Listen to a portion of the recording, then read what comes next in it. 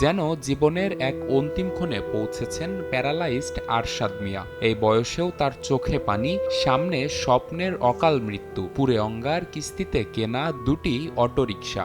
আমার স্যার দুটো অটো আছে, দুটো অটো 2 লাখ টাকা ঋণ আছে অটোর উপরে। আমার কিস্তি দেওয়ার তো সামর্থ্য নেই। জীবনের চলার পথ কতটা বিভৎস হতে পারে তার জলজ্যান্ততার উদাহরণ তার স্ত্রী। নাম রত্না হলেও তার চোখের পানিতে আজ শুধুই কয়লার প্রতিচ্ছবি। 2 ছেলেকে কিনে দেওয়া অটোরিকশার আয় থেকে যে সংসার চলত তা আজ দুঃস্বপ্ন। দুই ভূতেরে 2টা গাড়ি কিনে দিসলাম বাবা, জামাই প্রতিবন্ধী বাবা, আমার দোনা থেকে সই নাই গো বাবা। 1, 2, 3 ঢাকায় জমি জিতে নিন 100% ক্যাশব্যাক সহ 20 কোটি টাকার পুরস্কার।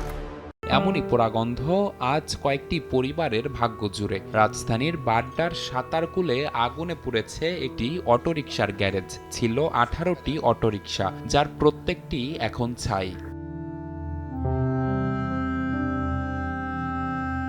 শুক্রবার দুপুরে আগুন লাগলে ঘণ্টাখানেকের চেষ্টায় ফায়ার সার্ভিসের 2টি ইউনিট নিয়ন্ত্রণে আনে আগুন। ততক্ষণে সব ছাই। যদিও আগুন লাগার কারণ নিয়ে রয়েছে ধোঁয়াশা। মালিকপক্ষের দাবি, পাশের দোকানের কাঠের গুঁড়ো থেকে আগুনের সূত্রপাত। আর বিদ্যুৎ সরবরাহকারী প্রতিষ্ঠানের দাবি, বৈদ্যুতিক কারণেই লেগেছে আগুন। আমি যখন প্রথম আসছি আর এখানে পিছন থেকে আগুন দেখা গেছে।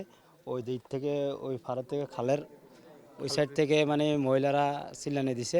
এখানে গাড়ি ছিল আপনার 18টা, প্রতিটা গাড়ির মূল্য হচ্ছে 2.5 লক্ষ টাকা। তো ওইটা যদি হিসাব করা হয় 50 লাখ টাকার মতো শুধু গাড়িই পড়া গেছে। আগুনের সূত্রপাত হলো আমার গ্যারেজের উত্তর পাশে, মানে এই পাশটা আপনার হলো ফালায়। আপনার এই আশেপাশে কাঠের কারখানা আছে, এগুলি কাঠের ভুসি, কাঠের গুঁড়া, কাঠের যে আপনার যে সোলকা, এগুলি ফালায়। কাঠের এই আবর্জনা থেকে আপনার আগুনের সূত্রপাত। ওটা হলো আপনার ডেস্কর বৈধ মিটার।